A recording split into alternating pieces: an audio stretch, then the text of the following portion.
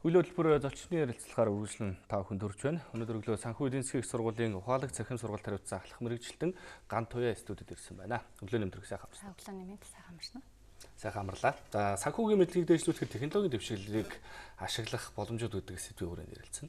Тэгээд яг цахим боловсрол гэж яг юу гэлэх вэ? За яг хуу сүүлийн одоо дэлхийн тийм ээ глобалчлал тэгээд дээрэс нь аж үйлдвэрийн 4-р эрийн үе ч гэдэг юм уу үүнтэйгээ холбоотойгоор боловсролын бас энэ өөрийнх нь үн цэний асуудал, боловсролын тухай асуудлын маань зарчмын хувьд бас нэлээд өөрчлөлтүүд орж байгаа. Жишээлх юм бол одоо тогтвортой хөгжлийн зорилтын хүрээнд чанартай боловсролыг хүртээмжтэйгээр хэрхэн иргэдэд олгох вэ гэдэг энэ асуудалтай холбоотойгоор яг харахгүй энэ технологийн дэвшлиг энэ одоо боловсролын салбаруудад хэрхэн ашиглаад иргэддтэй одоо тэр тусмаа одоо нөгөө алс хол хөдөө орон нутагт амьдарч байгаа иргэдэд бид нар хэрхэн одоо сургалтаа илүү одоо чанартайгаар хүргэж болох вэ гэдэг ийм асуудал тавигдаж байгаа. За тэгээд сургалтынхаа энэ одоо үйл ажиллагаанд бид нар цахим боловсролыг бол нэлээд технологийн дэвшлүүдийг ашиглаад бол оруулж ирж байгаа. За ингэснээрээ одоо хөдөө орон нутагт одоо цаг хугацаанаас хамгийн гол нь үл хамааран өөрийнхөө боломжтой ажил одоо сургуулийнхаа хажуугаар хүмүүс маань одоо боловсрлоо мэдлэгээ дээшлүүлэх дээрэс нь гадаадад одоо маш олон монголчууд маань амьдарч байгаа. Тэд нар маань одоо Монголд одоо ер нь бизнесийн орчин ямар байгааг бид нар буцаж очиход одоо эрх зүйн хууль тийм ээ санхүү эдийн засгийн хувьд бид нар юу анхаарах ёстой гэдэг дээр одоо мэдлэг боловсрлоо дээшлүүлэхэд яг харахгүй цахим энэ сургалтууд бол дүр өгөөж их өгж байгаа.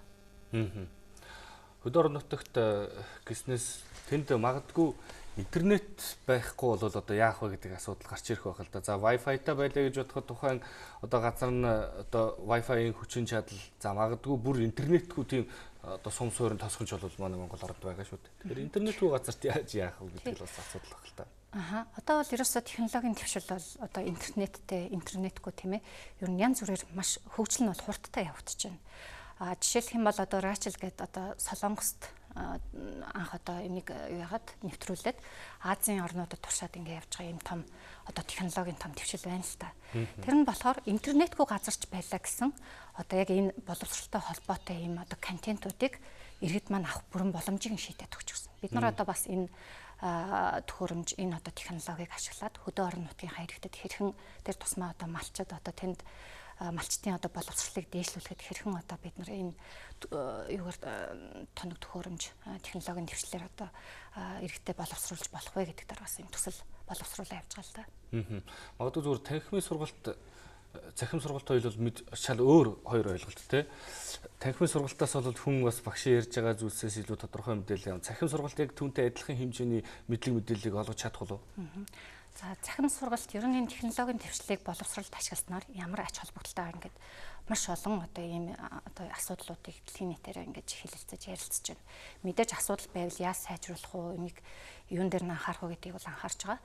Энэ цахим сургалтын давуу талын хувьд ингээд авч үзэхэд бол эсэргээрээ ийм юунууд гарч байгаа. Одоо үр дүнгууд нь эсэргээрээ оюутнууд маань одоо ангийн танхимд зөвхөн лекц бичээд ингээд суудаг байсан бол цахим сургалтыг ингээд одоо юу гэдэг видео хичээл урьдчилж үзснээрээ тийм ээ анги танхим дээр илүү багштайгаа контакт үүсгэж илүү интерактив тийм сургалтууд одоо хэлэлцүүлгүүд илүү кейс дээр ажиллах илүү нөгөө бодолтууд дээр анхаарч ажиллах ийм боломжууд нь илүү бид нарт олгогдож байна гэдэг одоо үр дүн дээр нь нэлээд одоо баяртай байгаа юм да.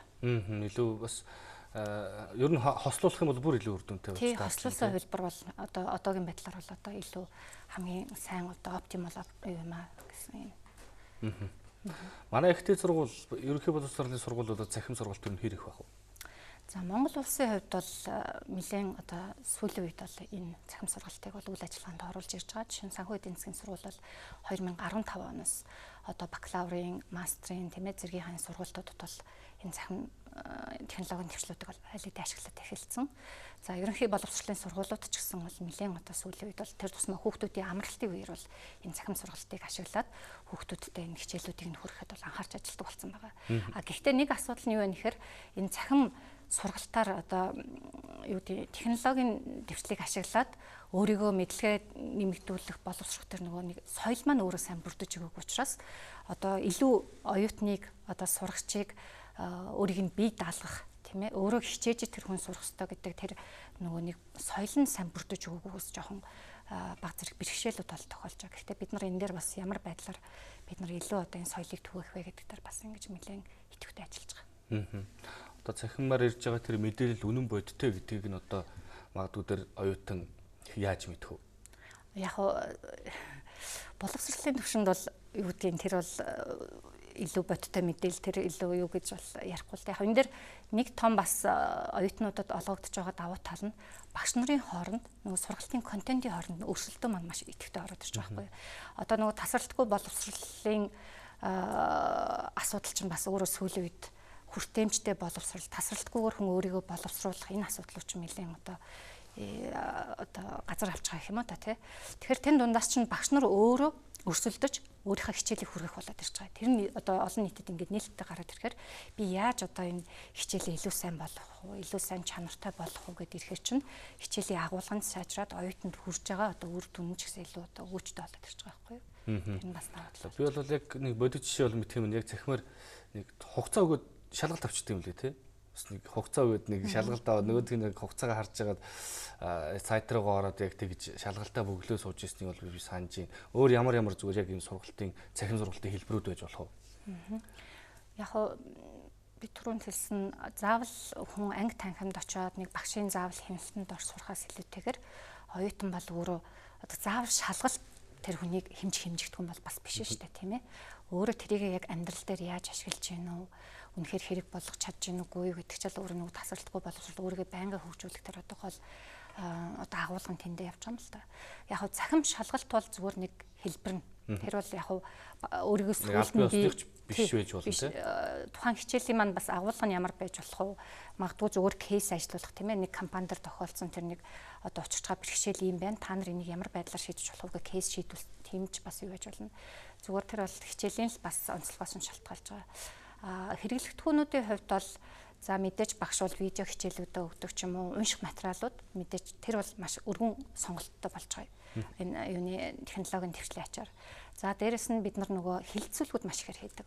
Тэгэхээр чин дэлхийн өнцөг болон бүрээс тийм ээ маш олон өөр одоо тэр үзэл бодолтой хүмүүс нэг ийм платформд нийлдээд ингээд нэг кейс дээр ажиллаад ирэхээр чин маш өөр өнцгүүдээс юм харж эхэлж байна. Тэгэхээр чин бас хүний бодох өнцгийг нь өөрчилж байна. Арай өөр одоо салбар хоорондын тэр уялдаа холбоог харах болж чинь ч гэдэг юм уу. Тийм том бас давуу талууд болгож ирж байна.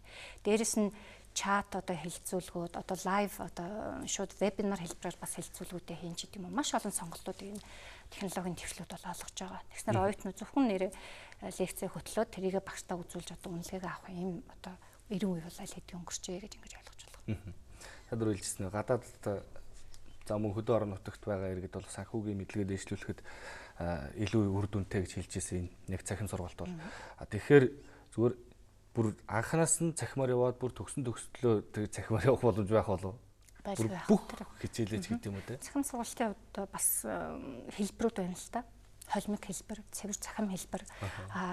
Цахим хэлбэр дотроо одоо синхрон, асинхрон буюу оюутан маань өөрөө хичээлээс сонгож авчаад одоо сурагч маань сонгож авчаад өөрийнхөө одоо боломжид тааруулаад за би нэг 3 сарын дотор энэ одоо юу гэдэг юм тийм ээ модулыг ингээд өөрийн болгож игээд өөрийн одоо юунд ажилдаа тохируулна гэсэн үг. Нөгөө хэлбэр нь багшийн удирдлагын дор. Багш бол ерөөсөө одоо өдөр болгон тодорхой цаг хоёлоо товлоод за одоо ингээд оюутныг чиглүүлж явна л та. Одоо бол ерөөсөө оюутан төвтэй юм сургалт чи өөрөө юу болсон байгаа. Тэгэхээр оюутанд одоо зөв явж гин үү? Аль эсвэл одоо салбар хоорондын тэр харилцаа холбоог нь яаж холбож өгөх ёстой гэдэг нь багш бол чиглэл өгөөд явждаг. Тэгэхээр тэр синхрон хэлбэрийг сонгох уу, асинхроныг сонгох уу, холимог хэлбэрийг сонгох уу гэдэг бол бүх юм нь оюутны өмнө бол нээлттэй болсон байна. Оюутан бол өөрөө илүү ойлгомжтой байх талаасаа л илүү сонголттой байх боломжтой байна шүү дээ, тий, өөрт нь аль хэлбэр нь илүү тохиромжтой байна, тухайн цаг мөчөд тийм ээ, тэрийг л сонгоход болно гэсэн. Сул тал гэж бий юу? Мэдээж бол бүх юм төгс биш учраас бас сул талууд байна. Гэхдээ миний ойлгож байгаагаар бол одоо яг манай санхүү эдийн засгийн сургууль чинь бас тодорхой хэмжээний туршлагатай болоод ингэ явж байгаа. Ер нь цахимаар сурахад одоо наацхан жишээ нь видео хичээл байна тийм ээ. Хүний ер нь төвлөрөх хугацаа хэр байдгийг.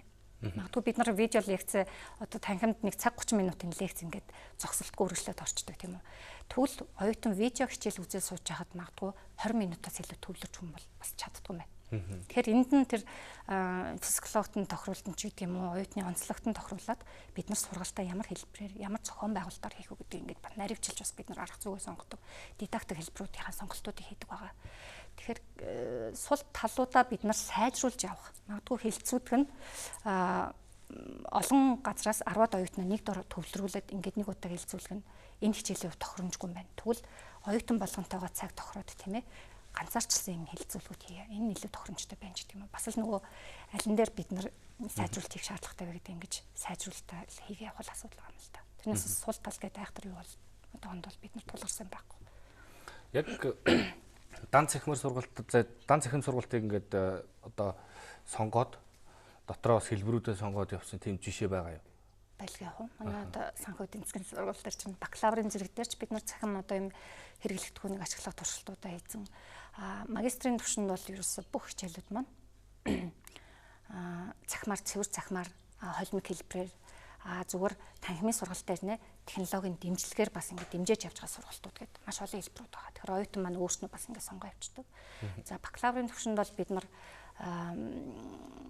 тэр тусмаа гадаадд байгаа монголчуудаа хөдөө орон нутагт байгаа одоо иргэдтэй зориулаад илүүтэй юм нөгөө речны хэлбэрээр бол энэ цахим сургалтад хүргэдэг байгаа. Бакалавр, магистрийн түвшинд одоо ингээд сурлаа, дараа нь диплом гэрчлэгээ авлаа. За яг энэ цахим сургалтаар ингэж төгссөн мэргэжлийн одоо нэгтлэн бодогчоо гэдэг ийм юу одоо дипломыг гардуулж өглөө. Энэ одоо цахим сургалт, танхимын сургалт хоёрын гэрчлэгээ тэр диплом хоорондын одоо тэр чанарын ялгаа бол байхгүй тийм. Зүгээр сургалт явуулж гал хэлбэр болохоос шүү тийм ээ. Юу дараа нь төгсөж байгаа чанар бол ялгаа гэдэг. Энэ дэр тэгээд ганц одоо юу гэдэг хүн зэрэгээр бол бас байнга боловсрно гэсэн үг шүү дээ. Одоо нөгөө тасралтгүй боловсрол гэдэг ийм асуудал маань одоо өссөн үсээгүй цаг үе өөрчлөгдөд ингээл маргааш босгоод тийм ээ. Одоо нөгөө технологийн дэвшилтэй холбоотойгоор ямар нэг зүйл бизнесийн орчин ч юм уу өөрчлөлт орсон.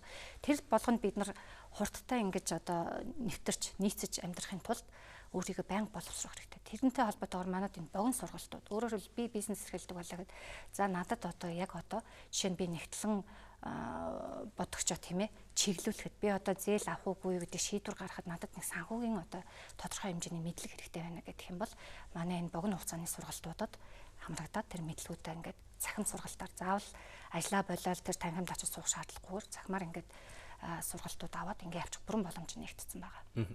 Яг цахимаар ингээд төвлөрөө суух юм бол хүн хэр удаан яг төвлөрч суух боломжтой байдаг юм бол тэр өөрийнх нь л одоо бас хувь хүнээсээ шалтгаалсан. Ер нь бол гэхдээ бидний хийсэн судалгаагаар бол нэг хүн өдөрт 2 цаг бол яг өөртөө зориулаад ингээд суухад бол одоо юу гэдэг бусад ажилтнаа садаа болохгүй тийм байж болох юм байна. Тэрнээс удаан байвал бас яг нэг ажлын хажаар сурж байгаа хүмүүст бол бас нэлээд бэрхшээлтэй байх юм байна гэсэн юм судалгаанууд бол хийсэн байдаг.